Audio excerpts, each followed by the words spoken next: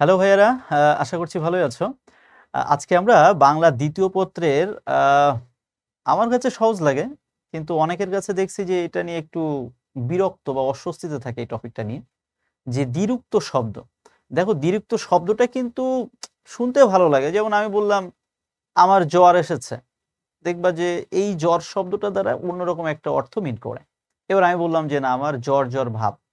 তাহলে দেখবা যে জ্বর জ্বর, এই যে আমি একবারের জায়গায় দুইবার যে শব্দটা বললাম, জ্বর জ্বর, এটা বলে আমি কি বুঝালাম?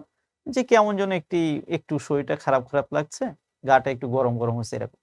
তো দেখো, বাস্তবে কিন্তু এই দ্বিরুক্ত শব্দ যখন আমরা বাস্তবে প্রয়োগ করি, তখন কিন্তু বেশ সহজ লাগে এবং বুঝতেও সহজ হয় এবং খুব সহজে আমরা প্রয়োগ করতে পারি। কিন্তু সমস্যা হচ্ছে, পরীক্ষায় যখন এই দ্বিরুক্ত শব্দ থেকে পরীক্ষায় প্রশ্ন আসে, তখন কেন জানি একটু উত্তর করতে যেয়ে আমরা কিছুটা হলেও বিভ্রান্ত হয়ে যাই।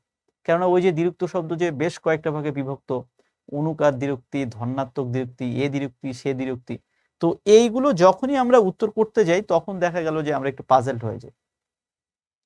তো দ্বিরুক্ত শব্দের এই ক্লাসে আমি আজকে তোমাদেরকে যে বিষয়টা একটু দেখানোর চেষ্টা করব, সেটা হচ্ছে আহ দ্বিরুক্ত শব্দ থেকে আমরা কোনগুলো বেশি ইম্পর্টেন্স দিব, এটা আমরা একটু দেখার এবং বোঝার চেষ্টা করব।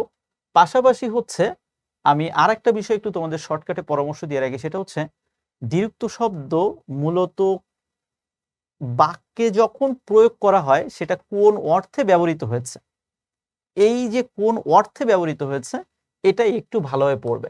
অর্থাৎ কোন অর্থে ব্যবহৃত, এটা একটু ভালোভাবে পড়তে হবে।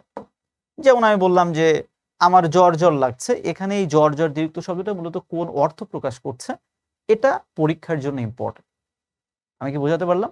পাশাপাশি এটা তো পড়বই, এটার পাশাপাশি আরেকটা জিনিস পড়বো, যে কোনটা কোন দ্বিরুক্তি, কোনটা কোন দ্বিরুক্ত শব্দ, দ্বিরুক্ত শব্দ। অর্থাৎ পরীক্ষায় প্রশ্ন আসতে পারে কোনটা ধন্যাত্মক দ্বিরুক্তি, কোনটা অনুকার দ্বিরুক্তি, এই যে অর্থাৎ কোনটা কোন দ্বিরুক্ত শব্দ, এটা আমরা পড়ব। পাশাপাশি আমরা আরেকটা বিষয় একটু জানার চেষ্টা করব, যে ওই দ্বিরুক্ত শব্দটা বাক্যে কোন অর্থে মূলত ব্যবহৃত হয়েছে, এটা একটু জানার এবং এটা বোঝার চেষ্টা করব। তো চলো তাহলে আমরা ক্লাসের শুরুতেই ঢাকা ইউনিভার্সিটিতে বিগত বছরে আসা একটা প্রশ্ন একটু দেখে আসি।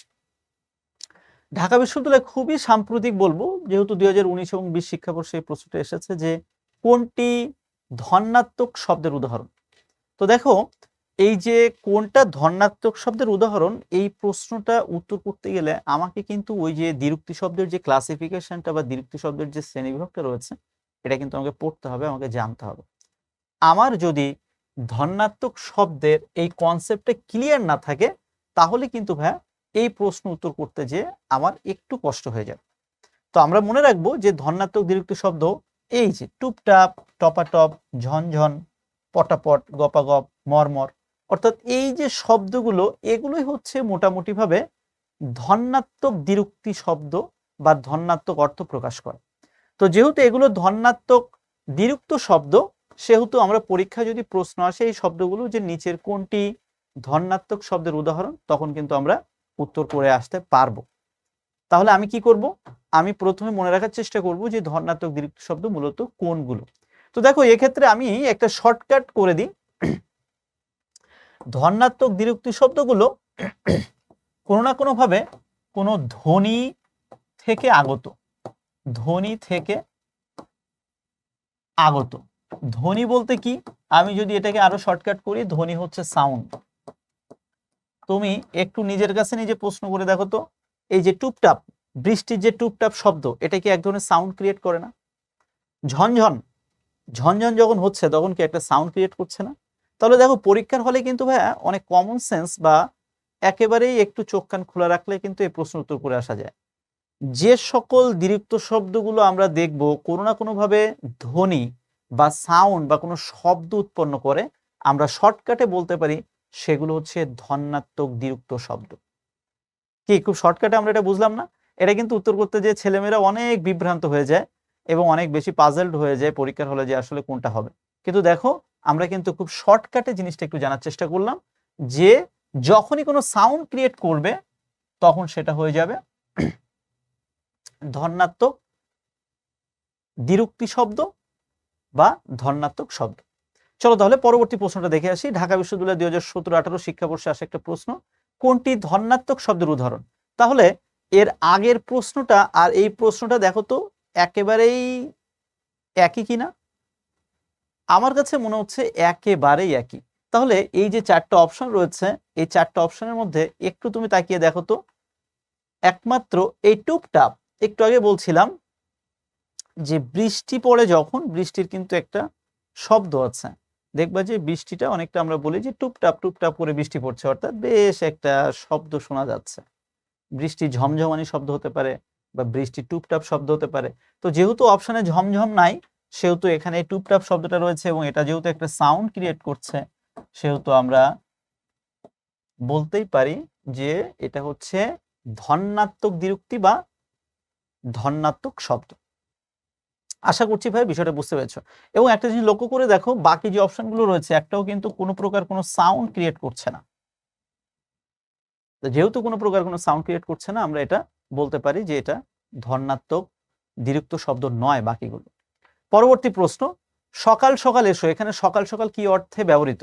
আমরা মনে রাখবো যে এটা খুব কমন সেন্সের বিষয়। যেমন আমি তোমার ফ্রেন্ড, তুমি আর আমি কালকে কোনো একটা জায়গায় ঘুরতে যাব, তো আমি তোমাকে বলতেই পারি যাই দেরি করিস না, যেন সকাল সকাল চলে আসিস।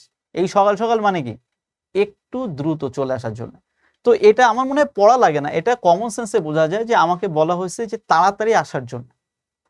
এখন মনে করো যে একজন মানুষ বিকালে আসবে বা সন্ধ্যাবেলা আসবে, তারপরেও কি আমরা বলতে পারি না যে একটু দ্রুত চলে আসিস? তখনও দেখবা যে আমরা কিন্তু বলি সকাল সকাল আসতে, আমরা কিন্তু বলি না সন্ধ্যা সন্ধ্যা আসতে, আমরা কিন্তু বলি সকাল সকাল আসতে। এবং এই সকাল সকাল মানে খুব দ্রুত বা খুব তাড়াতাড়ি আসতে। কোনটি ক্রিয়া বিশেষণ হিসেবে দ্বিরুক্তি? ক্রিয়া বিশেষণ আমাকে অবশ্যই ভালোভাবে বুঝতে হবে। ক্রিয়াকে যে বিশেষায়িত করে সেই হচ্ছে ক্রিয়া বিশেষণ। ক্রিয়াকে যে মডিফাই করে বা বিশেষায়িত করে, ক্রিয়াকে যে বিশেষায়িত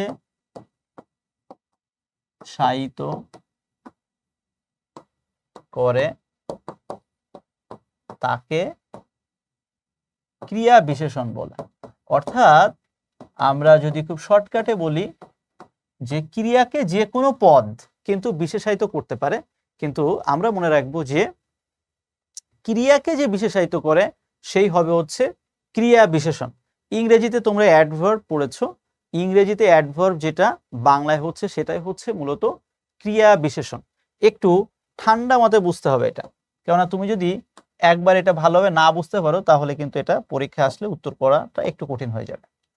যায়, এটা ক্রিয়া, এটা নিয়ে কি আমাদের কারো কোথাও কনফিউশন রয়েছে? আমার মনে হয় কনফিউশন নাই। তাহলে এই যে যাওয়া ক্রিয়াপদটা, এই যাওয়া ক্রিয়াপদটাকে দেখো তো কে বিশেষায়িত করছে? ধীরে ধীরে। তাহলে এই যে ধীরে ধীরে যাচ্ছে, তাহলে কি হলো? ক্রিয়াকে এ বিশেষায়িত করলো কিনা? অবশ্যই বিশেষায়িত করলো। আর যখনই ক্রিয়াকে কেউ এরকম বিশেষায়িত করে তখন সেটাকে আমরা বলি ক্রিয়া বিশেষণ। মনে মনে তুলনা করে দেখলো, তাহলে এই যে দেখলো এটা হচ্ছে ক্রিয়া। আর সে কিভাবে দেখলো? মনে মনে। ক্রিয়াকে দেখো এই মনে মনে শব্দটা বিশেষায়িত করেছে। আর যখন এরকম ক্রিয়াকে বিশেষায়িত করে তখন এই দুইটা মিলে হয়ে যায় ক্রিয়া বিশেষণ। তাহলে পরীক্ষার হলে কিন্তু এই প্রশ্নটা আসার মতো একটা প্রশ্ন। একটা বাক্য দিয়ে বলবে যে এই বাক্যে ক্রিয়া বিশেষণ কোনটি, অর্থাৎ ক্রিয়াকে কোনটা বিশেষায়িত করেছে। তো সেক্ষেত্রে আমরা অবশ্যই কনসেপ্টটাকে ক্লিয়ার করব, তারপরে আস্তে আস্তে বুঝবো। বুঝতে পেরেছো? এই যে দেখো মনে মনে তুলনা করে দেখলো, তুলনা করে দেখা এটা ক্রিয়া, এটাকে বিশেষায়িত করেছে মনে মনে। আশা করি বিষয়টা বুঝতে পেরেছো। পরবর্তী প্রশ্ন, হাড়ি হাড়ি সন্দেশ বাক্যাংশটি বহু বচন জ্ঞাপক হয়েছে কিভাবে? আমরা মনে রাখবো পদের দ্বিত্ব প্রয়োগে। এই যে এই একটা পদ, এই আর একটা পদ, এই যে দুইটা পদ মিলে হয়েছে পদের দ্বিত্ব।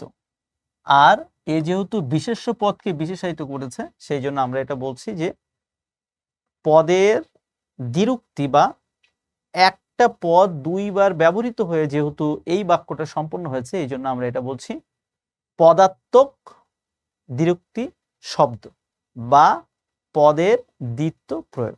যেমন দেখো কারি কারি টাকা, এই যে একই পদ দুইবার ব্যবহার করা হয়েছে। লাল লাল ফুল, দেখো দুইবার ব্যবহার করা হয়েছে। তাহলে এই যখন একটা বিশেষ্য পদ এরকম দুইবার ব্যবহার করা হয় তখন সেটা হয়ে যায় পদের দ্বিত্ব প্রয়োগ। আশা করছি বিষয়টা বুঝতে পেরেছ। পরবর্তী প্রশ্ন, অনুকার দ্বিরুক্ত শব্দ কোনগুলো? এটা আমার কাছে খুবই সহজ লাগে, সবসময় মনে রাখবা। ওই যে একটু আগে আমরা আলোচনা করে আসলাম, ঝমঝম, মরমর, হরহন, সপসন, টাপুর টুপুর, এগুলো মূলত হচ্ছে অনুকার দ্বিরুক্তি শব্দ। মনে থাকবে? অর্থাৎ অনেকটাই দেখবা যে ধন্যাত্মক দ্বিরুক্তি শব্দ আর অনুকার দ্বিরুক্তি শব্দ অনেক ক্ষেত্রেই কাছাকাছি যায়। তো সেক্ষেত্রে পরীক্ষায় যেটা অপশন আসবে তুমি সেটা উত্তর করে আসবা।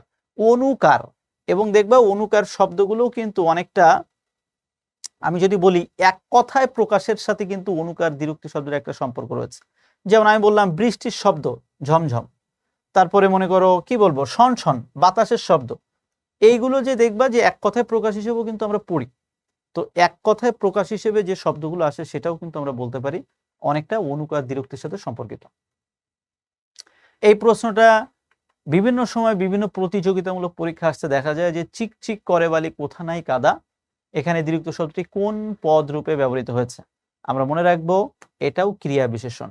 কেন ক্রিয়া বিশেষণ সেটাও বলি। চিকচিক করে বালি, তাহলে চিকচিক করে, এই যে করে কেমন সেটা চিকচিক, বুঝতে পেরেছ? অর্থাৎ ক্রিয়াকে দেখো সে বিশেষায়িত করেছে, আর যেহেতু ক্রিয়াকে বিশেষায়িত করেছে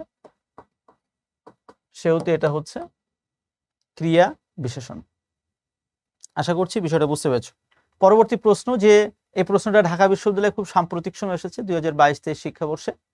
বতর দিনে মগরা মগরা ধান আসে, স্ফীত হরফ, এখানে স্ফীত হরফ মূলত এটা ছিল। এই মগরা মগরা বলতে মূলত কি বোঝানো হয়? তো আমরা মনে রাখবো এটা হচ্ছে ধন্যাত্মক অব্যয়। অর্থাৎ ওই যেটা একটু আগে বলছিলাম যে ধ্বনির সৃষ্টি করে যেগুলো, কুচকুচে, খটোমটো, হন হন থেকে শুরু করে আমরা যেমনটা বলছিলাম টুপটাপ, ঝমঝম, দেখো সবগুলোই কিন্তু ধ্বনি সৃষ্টি করে বা সাউন্ড সৃষ্টি করে।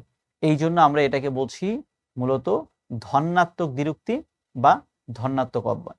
তো আমরা এটা জানি যে লাল সালু উপন্যাস থেকে সরাসরি এই লাইনটা তুলে নেওয়া হয়েছে। এবং এই যে মগরা মগরা, অন্তত আমাকে এটা জানতে হবে যে একটা শব্দ যেহেতু একাধিকবার মানে দুইবার ব্যবহার করা হয়েছে তার মানে এটা দ্বিরুক্তি শব্দ, এবং এক্ষেত্রে আমরা একটা মাত্র অব্যয় এখানে রয়েছে, দেখো বাকিগুলো কিন্তু কোনোভাবেই কিন্তু কাছাকাছিও যাচ্ছে না। অন্তত বি নাম্বার অপশনটা আমরা শর্টকাটে বুঝতে পারি যে এখানে যদিও ধন্যাত্মক দ্বিরুক্তি লেখা নেই, লেখা হয়েছে ধন্যাত্মক শব্দটা বা ধন্যাত্মক অব্যয়, সেই সেন্সেও কিন্তু বলা যায় এই প্রশ্নের উত্তর বি নাম্বার বা ধন্যাত্মক অব্যয়। আশা করছি বিষয়টা বুঝতে পারছো। পরীক্ষার হলে অনেক সময় কমন সেন্স দিয়ে কিন্তু উত্তর করতে হয়। যেহেতু আমার জানা আছে ধন্যাত্মক অব্যয়, ধন্যাত্মক দ্বিরুক্তি, সেহেতু আমি ধন্যাত্মক দ্বিরুক্তি শব্দ যেহেতু নয়, আমি ধন্যাত্মক অব্যয় শব্দটা প্রয়োগ করে উত্তরটা করে আসতে পারি। অতিরিক্ত কথা বলার ভাব জ্ঞাপক দ্বিরুক্তি কোনটি? আমরা সবাই জানি, এই আমরা সবসময় এরকম বলি যে গড় গড় করে কথা বলছে। এই যে গড় গড় করে কথা বলা কখন বলে? মানুষ যখন অতিরিক্ত কথা বলে তখন দেখবা গড় গড় গড় গড় করে বলে যাচ্ছে। তাহলে এটা আমার মনে হয় এমনি পারা যায়। শুনে বুকটা তার ঢিপ ঢিপ করছিল, এখানে ঢিপ ঢিপ কি? এটা একেবারে সহজে বোঝা যায় যে এটা হচ্ছে অনুকার অব্যয় বা অনুকার দ্বিরুক্তি শব্দ। একই প্রশ্ন, ধন্যাত্মক অব্যয় নয় কোনটি? তাহলে আমি এখন দেখব যে ধন্যাত্মক অব্যয় নয় কোনটি। সেটার জন্য ভাইয়া যেটা বলেছিল যে ওই অনুযায়ী, অর্থাৎ সে সাউন্ড ক্রিয়েট করছে না বা ওই অর্থে কোনো ধ্বনি সৃষ্টি করছে না, তাহলে একটু তাকিয়ে দেখো মোটামুটি ভাবে ধড়ফড়, এটা দেখো যে একজন মানুষের মনে করো যে বলে না বুকটা ধড়ফড় করছে, তো এটা তো আসলে মানে নিজেরটা নিজে বোঝা যায়, আরেকজন তো বোঝে না। যেমন বৃষ্টির ঝমঝমানি শব্দ আমরা কিন্তু সবাই বুঝতে পারি। তো সেই সেন্সে আমরা ধন্যাত্মক অব্যয় নয় হচ্ছে, এবং প্রশ্নের দিকে লক্ষ্য করো রয়েছে কিন্তু নয়, এবং সেই কারণে এটার উত্তর ডি। পরবর্তী প্রশ্ন, যে বড় বড় গাছ কথাটিতে দ্বিরুক্তির ব্যবহার কি হিসেবে রয়েছে? আমরা বলবো যে বহু বচন বোঝাতে। গাছগুলো কেমন? বড় বড়। তো এই প্রশ্ন আমার মনে হয় কমন সেন্স থেকে উত্তর করা যায়, এটা খুব বেশি পড়া লাগে না। ঘুম ঘুম চোখে কথা বলো না কিসের উদাহরণ? আমরা মনে রাখবো পুনরাবৃত্ত দ্বিত্ব, অর্থাৎ পুনরাবৃত্ত দ্বিত্ব হচ্ছে পুনরায় আবৃত হলে, অর্থাৎ একই শব্দ যখন বারবার আবৃত করি বা বলি তখন সেটা হয়ে যায় পুনরাবৃত্ত। যেমন ঘুম ঘুম চোখ, লাল লাল ফুল, সবই হচ্ছে পুনরাবৃত্ত দ্বিত্বের উদাহরণ। পরবর্তী প্রশ্ন, যে ধন্যাত্মক শব্দ কোনগুলো? আমরা মনে রাখবো যে টাপুর টুপুর এটাই ধন্যাত্মক শব্দের দ্বিরুক্তি, এবং কেন সেটা কিন্তু আমি একাধিকবার বলেছি, আশা করছি বুঝতে পেরেছ। হঠাৎ ধুমধুম শব্দে আমি ভয় পেয়ে গেলাম, এখানে ধুমধুম কোন ধরনের অব্যয়? আমরা মনে রাখবো অবশ্যই এটা অনুকার অব্যয়, অর্থাৎ যে অব্যয় ধ্বনির অনুকরণে বা ভাব প্রকাশ করে তাকে অনুকার বা ধন্যাত্মক অব্যয় বলে। এটা আমরা সবাই পারি যে বৃষ্টি পড়ে টাপুর টুপুর নদে এলো বান, এটা রবীন্দ্রনাথ ঠাকুরের ছোট্ট একটা কবিতার মধ্য থেকে তুলে নেওয়া হয়েছে। তো এখানে এই যে টাপুর টুপুর আমরা সবাই জানি, এটা যেহেতু একটা সাউন্ড ক্রিয়েট করছে সেহেতু এটা হচ্ছে একটা ধন্যাত্মক শব্দ। আশা করছি বিষয়টা বুঝতে পেরেছ। ভাবের গভীরতা বোঝাতে দ্বিরুক্ত শব্দের ব্যবহার হয়েছে কোন বাক্যে? আমরা মনে রাখবো যে ভাবের গভীরতা বোঝাতে এই যে ছোট্ট করে যে ছি ছি তুমি কি করছো, এই যে আমরা যখন বলি সি সি তুমি এরকম একটা কাজ করতে পারলে, তার মানে কি কোনো কিছু আমরা বেশ মানে প্রগাঢ়ভাবে বলি, বেশ গভীরভাবে বলি যে না তোমার এই কাজটা করা ঠিক হয়। তো সেই সেন্সে আমরা এটা বলছি, ডি নাম্বার উত্তরটাই পারফেক্ট, যে তুমি কি করছো এবং এটার দ্বারা ভাবের গভীরতা বোঝানো হচ্ছে, অর্থাৎ তুমি যেটা প্রকাশ করতে চাচ্ছ সেটা বেশ মানে ডিপলি থিঙ্কিং রিলেটেড, অর্থাৎ বেশ গভীরভাবে তুমি প্রকাশ করতে চাচ্ছ। পরবর্তী প্রশ্ন, দুই ভাইয়ের গলায় গলায় ভাব, এখানে গলায় গলায় কোন ধরনের দ্বিরুক্তি? এটা স্পষ্ট বোঝা যাচ্ছে, এটা হচ্ছে পদাত্মক দ্বিরুক্তি, অর্থাৎ একই পদ যখন বারবার সেটা ব্যবহার করা হয় তখন সেটা পদাত্মক দ্বিরুক্তি হয়, বা হ্যাঁ পদাত্মক দ্বিরুক্তি, এই যে উত্তর রয়েছে পদাত্মক দ্বিরুক্তি। সুতরাং এই যে গলায় গলায় শব্দটা এখানে পদাত্মক দ্বিরুক্তি প্রকাশ করছে। বইটই নিয়ে পড়তে বসে, এখানে বইটই কি? আমরা জানি অনুচর দ্বিরুক্তি বলে একটা অনুচর দ্বিরুক্তি রয়েছে, মূল শব্দের পরে যুক্ত ভিন্নার্থক শব্দকে বলে অনুচর দ্বিরুক্তি, এটা একটু মাথায় রাখতে হবে। অর্থাৎ দেখবা যে বাঙালিরা যখন আমরা কথা বলি তখন কথা বলার মধ্যে কিন্তু এই ধরনের কথা অটোমেটিক চলে আসে, যেমন যে আরে বইটই নিয়ে পড়তে বসো, তারপর আমি বললাম যে না খেলাধুলো ভালো লাগছে না, তারপর আমি বললাম মানে কি বলবো, দেখবা যে অটোমেটিক কথার মধ্যে এ ধরনের শব্দ অটোমেটিক চলে আসে। আমি বললাম যে বইটই নিয়ে পড়তে বসো, তারপর তুমি বললেন যে পড়তে আর ভালো টালো লাগে না, এই যে ভালো টালো এগুলো হচ্ছে সবই অনুচর দ্বিরুক্তি। বিশেষণ পদযোগে গঠিত দ্বিরুক্ত শব্দ কোনটি? বিশেষণ পদযোগে গঠিত দ্বিরুক্ত শব্দ হচ্ছে লাল লাল ফুল। কেন? ফুল হচ্ছে বিশেষ্য পদ, আর এটাকে মডিফাই করেছে এই যে লাল লাল, এটা হচ্ছে মূলত বিশেষণ। তাহলে বিশেষণ পদযোগে গঠিত দ্বিরুক্ত শব্দ কোনটি? তাহলে এই যে লাল এবং লাল, এই লাল শব্দটা যেহেতু মূলত বিশেষণ পদ, সেহেতু যখন পাশাপাশি লাল লাল বসেছে তখনও সেটা বিশেষণ বাচক শব্দ হয়ে যায় এবং সেটা হয়ে যায় বিশেষণ পদযোগে গঠিত দ্বিরুক্ত শব্দ। তো যাই হোক ভাই, আমরা দেখতে দেখতে হচ্ছে একেবারে ক্লাসের শেষ পর্যায়ে চলে এসেছি, এবং এই যে টপিকটা নিয়ে ভাই এতক্ষণ কথা বললাম, তোমরা লক্ষ্য করেছো যে দ্বিরুক্ত শব্দ এই টপিকটা কিন্তু আসলে আমাদের সবার কাছে একটু অস্বস্তি লাগে টপিকটা পড়তে, যে কিন্তু আজকের এই রেকর্ডিংয়ে বা আমরা আজকের এই ক্লাসে যেটা বুঝলাম সেটা হচ্ছে দ্বিরুক্তি শব্দ থেকে কিন্তু ভাই পরীক্ষায় ঘুরে ফিরে ওই 2-3টা প্রশ্নই আসে, কোনটা ধন্যাত্মক দ্বিরুক্তি, কোনটা পদাত্মক দ্বিরুক্তি, কোনটা অনুকার দ্বিরুক্তি। আর একটা প্রশ্ন পরীক্ষা আসছে, দেখা যায় যে ওই দ্বিরুক্ত শব্দটা বাক্যে কোন অর্থে ব্যবহৃত হয়েছে। তো আমার কাছে কেন জানি মনে হয় চ্যাপ্টারটা যদিও একটু পড়তে কেমন লাগে, কিন্তু প্রশ্ন কিন্তু ঘুরে ফিরে 2টা বা 3টা জায়গা থেকে আসে। সো ওই 2-3টা জায়গায় আমরা খুব সুন্দর করে ফোকাস করব এবং সুন্দর করে বোঝার চেষ্টা করব, জানার চেষ্টা করব। তাহলে আজকে এ পর্যন্তই, তোমাদের সবার জন্য শুভকামনা জানিয়ে আজকের মতো এখানে বিদায় নিচ্ছি। অসংখ্য ধন্যবাদ।